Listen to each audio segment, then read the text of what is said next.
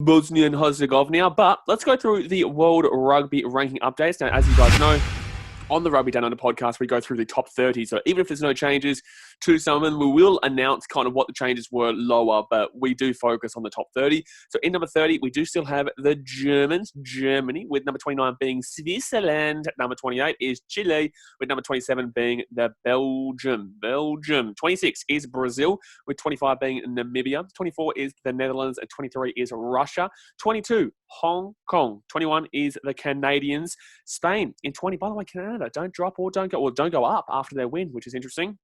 Spain, obviously, they're in number 20 with the Portuguese in number 19. Romania as number 18. Uruguay, number 17. USA in the 16. They don't move either, to be honest with you. Tonga in number 15. Italy in 14th. Samoa in number 13. 12 is Georgia. Number 11 is Fiji. And then we get to the top 10, which is Japan, who is in number 10. Wales still in number 9, but they've got some big Northern Hemisphere, the Southern Hemisphere tour of the Northern Hemisphere coming up for Wales to try and rocket themselves up that leaderboard.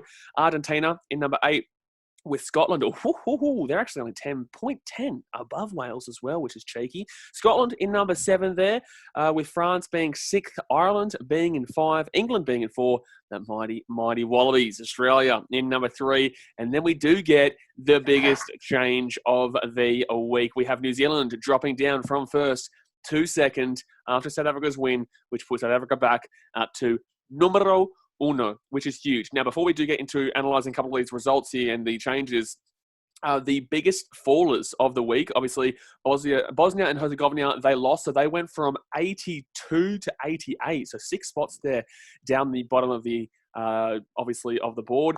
New Zealand obviously went from 1st to 2nd. We had Slovenia, who dropped from, I think it says 70 to 71. We had the Denmark from 71 to 72. And also, I think that's Andorra, who went from 72 to 73. So basically that win for Bulgaria really changed a lot of those results down that lower area.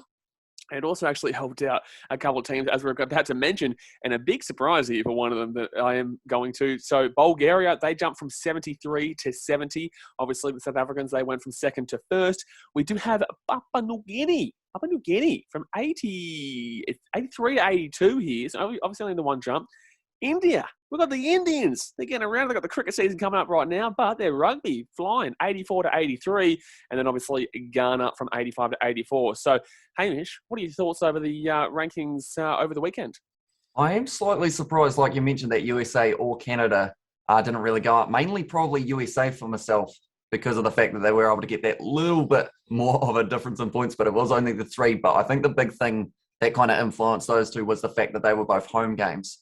Yeah. In that regard, so I don't think they got as many points for that as well. But I see that those games... Also, with USA, they played Uruguay, who is literally 1 point behind them, 1.4 behind them or so. So they're in the exact same area. Canada played Chile, who are 28. So there's never really going to be a great change there, especially when Canada are actually 2 points, a whole 2 points behind Spain, which I find crazy.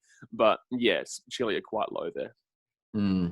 But yeah, it will be interesting because both of those games, with how close they were, means that the door is wide open for either sides to be able to get through to that Rugby World Cup qualifier. And then I believe the loser plays off the game against Canada or Chile of that first USA-Uruguay one. But yeah, there are quite a few changes this week. As well as we can see, New Zealand and South Africa both only about 0.2 points difference or somewhere around there, if I'm not mistaken. They're 0.016. Cheers. So that means that it's going to be extremely close going into that Northern Hemisphere kind of tour, because New Zealand, they've got 5 games. Springboks, I believe, are going to have 3, I want to say, but I could be wrong in that regard. Wales, if they win any of their games up against Australia, Springboks, or the All Blacks, they will well and truly shoot themselves right up to maybe even around that 6th or so. Depending on how it goes. Depending on how Ireland go, they could jump above Ireland. And depending on how England go, they're 5 points behind England. But then again, like you said, if they beat any of South Africa, New Zealand, or Australia, that'll be a huge points rocketing for them. So yeah, no, you're right. I'd probably say they could even jump into the top 4 depending on how the other games go. Yeah, so they've got a big opportunity here for Wales to be able to really rocket themselves up to where a lot of people think that they would be sitting around that kind of a little bit higher than they are at the moment, due to the fact that they haven't really had too much rugby action other than Argentina since the Six Nations. So hopefully we do get to see some good games in that regard. But that's only a couple of weeks away as well, which I am very hyped for.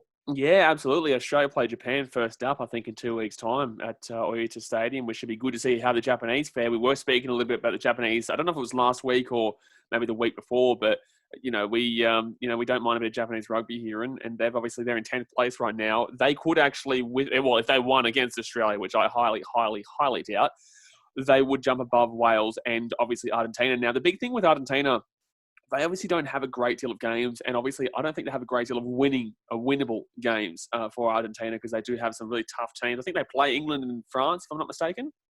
Scotland, I believe, are on their radar as well. So quickly all get up three of their those fixtures. teams. Yeah, quickly get up those teams there. But look, Argentina, obviously, they're only literally 0.10 above the Welsh there, and they're lucky because obviously they did lose that game to the Australians over the weekend, and I was actually assuming they would have gone below the Welsh without the Welsh playing a single game. But yeah, look, disappointing there. Disappointing, but then they're going to say it every week. Disappointing with the old Argentinians. But who do they play? Okay, so Argentina, they've got a few fixtures, but just not as many as everyone else. They have got France, Italy, and Ireland. Their three matchups. Okay, well, yeah, I don't think they beat France, and I don't think they beat Ireland. But then again, Ireland are a bit of a weird team right now. I'm not too sure kind of where to take them. And Italy, they really should be beating. They really should be beating Italy, but I did say they're not playing well right now, the old Argentinians, and I'm going to be, buddy, telling you about that scoreline being non-reflective of the game. But, we're not going to sit here and rip into Argentina like I do every week. I know I said we, but you usually give a positive spin, but even though there isn't really a positive spin right now, but they have excuses. They do have excuses. But I think those rankings are probably... I do agree with it. I know you being a Kiwi, you probably disagree with it and you think New Zealand's number one. We've been saying, or I've specifically been saying, we've been saying for a while that New Zealand aren't exactly the perfect product just yet. They are a team that, they didn't look great against South Africa the week beforehand and still won. Obviously, that's what they do. And didn't exactly look perfect against Australia in all three times, but still won all three of those games. And also didn't look exactly perfect against Argentina, but still won both those times. So they're well and truly deservedly the champions of the Rugby Championship. But I still think that South Africa are right now, overall, when they're playing the Southern Hemisphere Rugby, which we're going to get into in a second, I think that number one probably suits them best. Yeah. I didn't actually expect them to drop out of that number one spot after the Rugby Championship at all, because of the fact that, kind of looking at it, I don't think too many people, I know that yourself probably did in some regards, but you would have predicted maybe one Wallabies win. I don't think many people expected two Wallabies, kind of wins back to back up against the Springboks, which really kind of changed those rugby rankings, because the Springboks going into the Rugby Championship, I believe, was sitting on about 94. 94. Yeah. 94, and I think New Zealand were 88. So they're on 90.97 now, and South Africa are on 91.13. But I think they went down to 89. I think they got 2 points here. I think that's ridiculous. I don't know. I think that's ridiculous. But in the same sense, I still do. I do think this is the correct leaderboard right now. But if Australia do continue this winning streak right now and beat the likes of Japan and England, if they do a bit of a sweep, which I don't really think will happen, but I'm Australian, I'm going to hope for the best. They could start pushing themselves up there towards those point tallies up top as well, but I just really hope we don't peak too early and 1 year too early. But just at least I'm feeling positive. That's the main thing. But let's move into the latest news.